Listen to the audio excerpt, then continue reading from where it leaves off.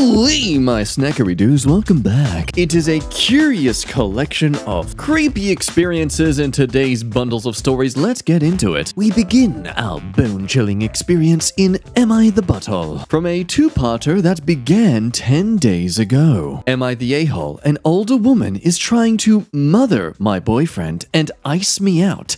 I think she's overbearing, and I need some boundaries. We've been dating for over a year. 3 months in, his mom was diagnosed with terminal cancer. He had to move home several states away. I moved out at his request for 3 months. I got my own place. His mom and I got along amazingly. She even left family jewelry to me in her will. Now, he told me about his friend, 25 female, who'd had a crush on him in high school. Fine. He also told me that he had stayed at her apartment for a night when he'd gotten there. Also, fine. But things got weird when I met her mom. We went over to hers for dinner, and she and her mom only talked about how close he was to them. They told me that when he'd gone over to 25 Female's house, he had stripped down to his undies so she could do his laundry, and that she did his hair. Note, he had never mentioned this. They have a special nickname for him and teased me for not using it. The daughter even went upstairs to change into the same outfit I was wearing. The mom was even more possessive. For months now, she's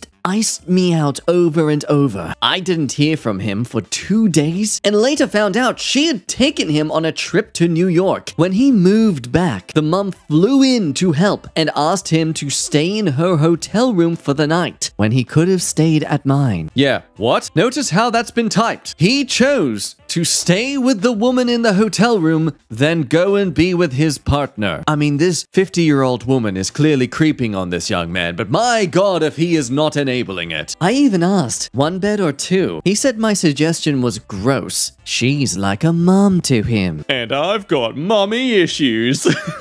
So she keeps crossing boundaries. She takes sips of his drink at dinner. When I take a bite of his food, she immediately asks him to make her a bite. This summer, they insisted that they all take a vacation together. I wasn't invited. And now a few days ago, his mother passed. He decided to stay in his condo alone for the night. 50-year-old friend's mother flew in at 1 a.m. and went straight to his condo. There's no couch, and it's a 1-bedroom. She slept in his bed for 2 days. I was shocked, but I didn't say anything. This is not the time. He can barely talk and is processing his grief. But I was also so appalled and insulted. She also told me not to come over to check on him. She even asked me to drive her around and run errands for her. But I ignored that and went over. Every time I tried to get close to him, cuddle in his bed, sit next to him, she took my place or made him move. Then she got ice cream on her shirt, and she took it off in the living room. As I was laying next to him, she hovered over us. His uncle and grandparents seemed to have an issue with her too. He told me that she and his family were fighting over him, so he never stops her from crossing the line. He needs to solve that, or I need to eventually walk away because I can't feel like an intruder in my own partnership forever. Would I be the a-hole if I ask for some boundaries here, or am I being jealous and controlling? On paper, it comes across pretty blatant that the OP is in the right here. This woman is almost seemingly trying to steal this young man, if not for her daughter, clearly for herself, maybe. But this is coming from the perspective of someone who's never met these people before, and their only experience is when someone they've grown up with, that they've partially raised as a child themselves, is going through the heaviest and darkest moment of their life. Maybe the reason this woman is being so close with him is because she genuinely sees him as her own son too. Would you not find it reasonable if, say, his father was passing away from serious cancer, that you'd come over to find his mother cuddling up with him in his bed or being there for him almost 24/7 to take care of him despite him being an adult? Especially when you yourself acknowledge that he seems to barely be speaking and processing his grief, etc. Regardless, the majority believes this is going too far, that the OP is not the a-hole, offering from giving an ultimatum to just leaving him and accepting that he's clearly a lost cause. But this isn't where things end, as she comes back with some various updates and edits. In particular, her replies about how it's possible, at least for those of you theorizing there may be some cheating going on, that there's some more sinister manipulation at play. So in regards to water cup and boundaries, he said about them stealing his water cups that he gave up trying to stop them a while ago because they keep doing it. So they kind of wore him down and are persistent on things like that. He one time said something to the mom like, "Stop being weird around me." And they didn't talk for a week or two, but they worked it out. I don't know exactly what was said because I didn't dig into it, but that was the only time, and it was really early on when this stuff started, and then never again. In regards to inheritance or being after money, my boyfriend is the sole beneficiary, but she is a very wealthy woman and there's no reason for her to go after the inheritance. I also come from wealth, and they know I wouldn't be after his money either, so that's not a factor. I do think she would only be happy if he was with her daughter, and have long thought that, but the daughter is dating someone else, so it's kind of weird thing to hold out hope for. More info on the last few days. She flew him back to their home state 2 days ago, and beyond a text telling me they'd arrived, I've heard nothing since. I know he'll be back in the next few days.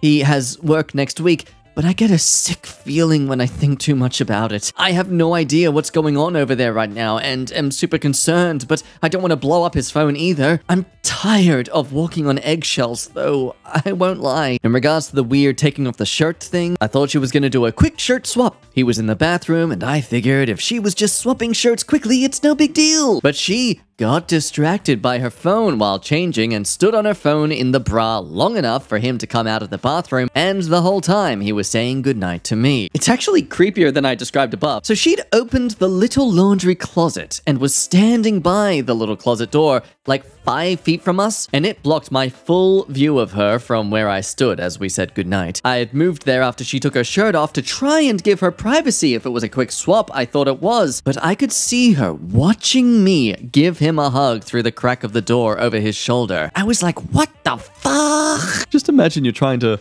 lovingly hug your partner and you just see this 50-year-old woman staring at you in the distance like a, "Get your hands off my precious!" Now, according to herself, she is very confident that there is nothing blatantly sexual going on, at least from the boyfriend's end, and honestly believes that him realizing the stuff she's doing is grooming-esque will be a huge eye-opening shock to him, since it seems he's possibly been conditioned to just see her as Mama Bear or Mother Hen for him and his friends. As it turns out, there's another guy our age that she has a similar closeness with. And again, the boyfriend thinks this is all totally platonic because they've broken down his barriers one by one slowly. Which then still begs the question, even if this is all purely platonic, is it still a boundary cross? If it's mutually assured that there is no darker intentions here with the behavior the mother is portraying, is it a green light to continue, or is it still just kind of icky because, well, the social etiquette of it, I suppose. But what about the history of this woman with the family? Well, it turns out boyfriend's own mother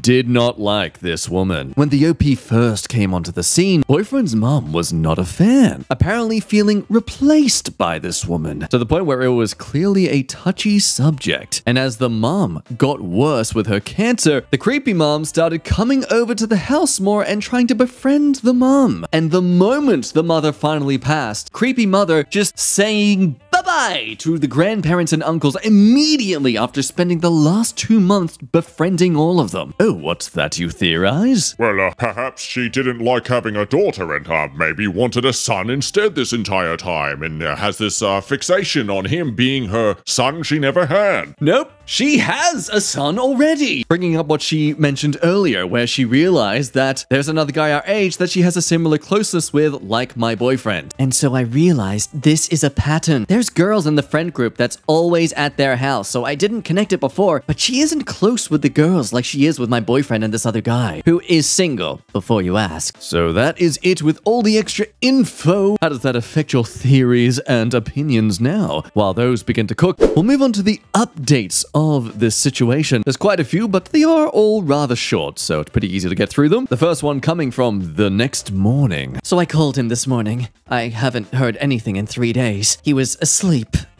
He said he would be driving back with her either today or tomorrow. He's taking the family dog, and it's a 14-hour drive. I asked him to let me know when he's coming back and to keep me in the loop. My current plan is to show up when they get in, regardless of the time, and tell her she needs to get a hotel, or she can even sleep on my couch. But they might get in at a weird hour where she can't check in, preferable over sharing his bed. Regardless, she is not sleeping there. I feel sick to my stomach and I'm trying to do calm breathing, but I can't imagine letting another night in a shared bed go by. In the second edit, we get a reply to said texts. So he texted me saying he was in the car headed back, and I couldn't stop myself. I said something, and I'll provide exact quotes from the text below. The links to the screenshots can be found on Imager here as well if you want to see it that way. Have a safe drive, but I need to be upfront with this. Where is Black staying tonight? I think she needs to go to hotel room. I don't think we are making it the whole way today. We got a pretty late start. Probably a hotel, then drive the remaining tomorrow, but we will see. I don't want to kick her out right now. She leaves Sunday morning because there's no flights tomorrow. Are you comfortable with her sleeping in your bed? I don't care, to be honest. She's like a parent to me, so it's never made me uncomfortable. Look, I'm sorry if that makes you uncomfortable. I don't have my couch yet, otherwise I would sleep there. But look, I'm not going to make her get a hotel when she's like family to me. Listen, I need you to be okay with this right now, please. I can't handle more questioning about my decisions than my family has already done every single day for the past week. So please, just say you are okay right now. We can talk about this a different time if you want, but I'm barely keeping my stuff together. So I just... wow. I was speechless. I know he's struggling hard, but I couldn't believe he would blatantly say her staying over was more important to him than my clear discomfort. I do want to have an in-person discussion about this with him. For those who would say, leave now! I hear you, but it's hard to do a 180 in a day. Update number 3. Presumably the next day. We talked in person. Basically, he agreed with everything. They won't let him have a relationship, and they need to stop the weird stuff. He agreed. He wants us all to be friends, and I said I could try, if and only if the weird stuff stops now and forever. I doubt it. He agreed she's possessive and controlling and needs to stop, though. I challenged why he'd say this now, but on Friday, I said there's an issue and he told me to leave it alone. It felt hypocritical. He said if he puts up boundaries with them, they will retaliate, his word, against me and blame me for ruining their friendship. I pointed out how toxic and unhealthy that is, and he agreed. I want action taken. Words don't mean much now. If he can't put up boundaries immediately and hold to them, I'm gone. But even if he does hold to it, I can't constantly worry about this. She can't fight to possess and control him every time there's a crisis, especially not a mutual crisis, like house burning down or a pet dies, when I'm struggling too. Honestly, I am still lost at what to do here. His mom died a week ago, and leaving him after he just said he wants to fix it is tough. Thing is, when it's just us, things are fantastic. For those saying leave now, I do hear you. I'm not shutting my ears to you, it's just a lot to switch from seeing a future to considering leaving it all right now. And that's where it's left at. Now, personally, trying to take in the guy's perspective here. Yes, there's very much cases where the reason why guys or just people in this sort of situation are hesitant to cut off the people their partner is having an if with is because if they are secretly interested, they want them on the back burner in case their current relationship goes sour. In other cases, though, it's trying to choose the lesser evils. In this case, the lesser evils are two people you love, but to a different degree. I mean, let's be honest, this man clearly, subconsciously, sees this woman as a secondary mother figure. And in his subconscious, you're basically telling him to cut off his mother. Not that you're in the wrong for doing that, because clearly it needs to happen, but it's obviously a difficult thing for him to do. But do you think her process of ultimatum is wise to do in this situation? I sympathize with her. It's a pretty tricky thing to walk through and to, you know, like eggshells, as she said. Some people are rather calm about it, though. She just needs to make it clear that there isn't really a competition in the first place because she's not going to fight with the other weirdo about him. If he can't figure out, despite everyone being skeeved out by their weird relationship, including his own late mother, there really isn't anything OP can do other than pack her bags and leave. Another evidence of this guy being a people pleaser is that the boyfriend might be agreeing with her to her face and probably agreeing with them to their faces. He's a people-pleasing doormat. OP will end up leaving eventually. Yeah, it's because people pleaser just means Someone who never learned how to have difficult conversations. It's a skill you need to learn if you're going to succeed as an adult. It's just depressing that OP's boyfriend either can't or won't do so. Which then begs the other question, is he really an a-hole in this situation then, or is he just someone who's kind of a victim of this tactful abuse of sorts? As it's mentioned in the story that like he has been whittled down so often that he just doesn't know how to set up and keep these boundaries because they clearly are just so persistent in a way that he doesn't feel like it's valid to snap at them. Like they've been chipping away at his boundaries to the point now where by the time he might think they're crossing the line, it's already the norm for all of them. What would you do here then? Let me know down below. Over to some more creepy stories in r/let's not meet. You could be a model. I grew up in a small town. Total population was maybe 2,000. Everyone knew everyone else, or at least knew your family members. It was a safe town, with mostly middle-class working families. Nothing major ever happened and the crime rates were low. I grew up feeling safe and secure. To note, I grew up in the 90s. One summer day, my good friend Jenny and I were out for a bike ride. We were 11 or 12 years old.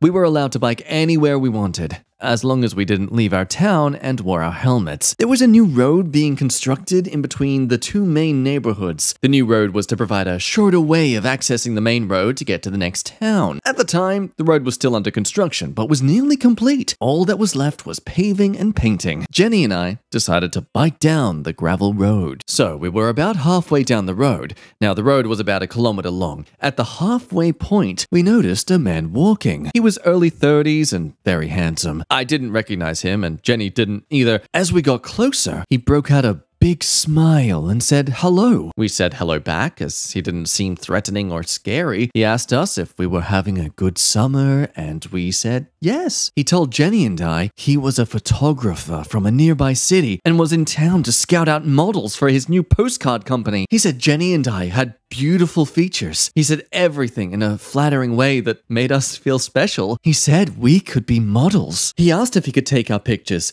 He said we had the look he wanted and the scenery right now is perfect to promote the town. He said he knows he will sell tons of postcards and we could all make money. Jenny and I eagerly agreed. He got us to stand with our hands on our hips and smiled big. He took a disposable camera out of his back pocket and began snapping photos. He took about 10 photos in total from many angles. I remember feeling a little uneasy and said we should probably go because we needed to be home soon. So he said he would get in touch with our principal on the first day of school to give us some money from the postcard sales. We foolishly confirmed. We went to this local elementary school, though it was the only elementary school in town, so it wouldn't be hard to figure out. Neither Jenny or I remember, to this day, giving him our names. This is an important detail for later. Jenny and I talked about becoming famous on the way home. I told her that I wondered why he didn't have a professional camera. She said she wondered that too, but we agreed cameras are expensive, so maybe he didn't have a nice one with him in case it rained. That evening at supper, I told my parents about my potential newfound fame. They were horrified and got on the phone with Jenny's parents. The two sets of parents called police and gave statements.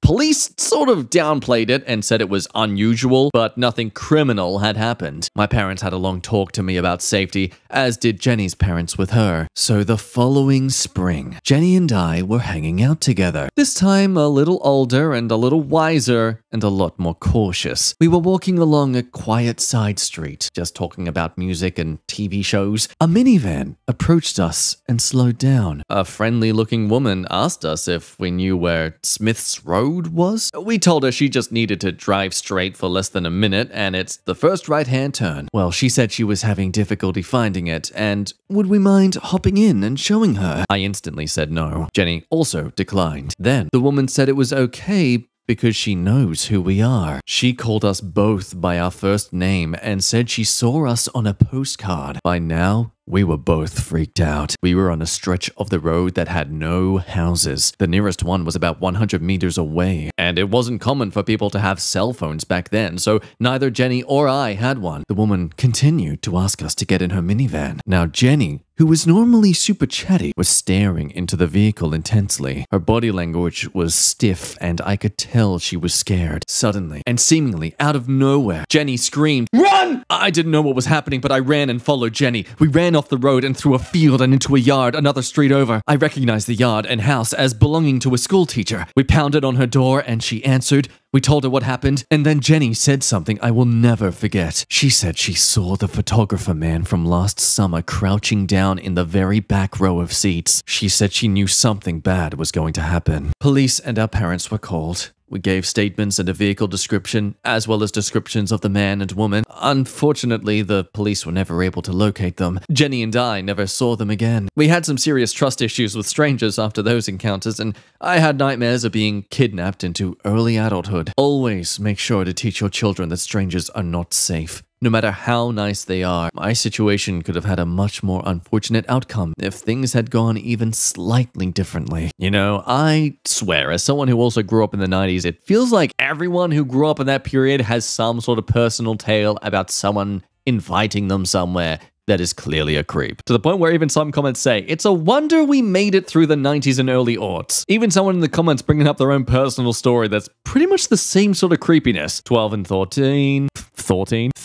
Walking along the main highway, some random car pulls over, opening the passenger door, gesturing them to come in. They froze, freak out, run over into some nearby bushes, only for the strange man to come running down, screaming for them to come back, only to like scour the area back and forth for about 10 solid minutes before giving up. I mean, anyone who's personally experienced that fight or flight state, 10 minutes can feel like hours. But hey, in reality, these people are ridiculous for being so afraid of strangers. Because after all, the majority of criminals or people who perpetrate violent criminals usually are the victim has some sort of connection with the perpetrator. So stop being so scared, girls. Instead, be scared of your own father and brother and any other family member close to you.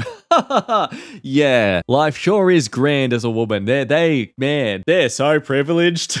What with their lighter prison sentences and statistically more likely to be assaulted and attacked by their own family?